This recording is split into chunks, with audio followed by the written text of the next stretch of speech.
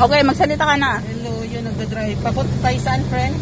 Sa Picture mo din Hornalan. ang daan natin. Hindi, video na tayo. Video. Ito, papunta kaming Hornalan. Saan nga tayo galing? Galing kami sa La Huerta, Pumunta Barangay. kami nag-pick up kami ng itlog.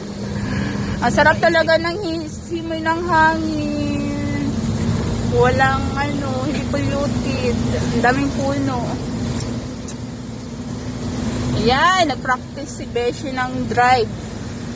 Hindi na ako nag-practice, nagdadrive na talaga. Ay, sorry, nagdadrive na talaga siya.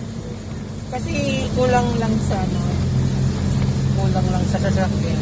Kasi yung sasakyan namin second hand. Ayan, kumuha kami ng mga itlog.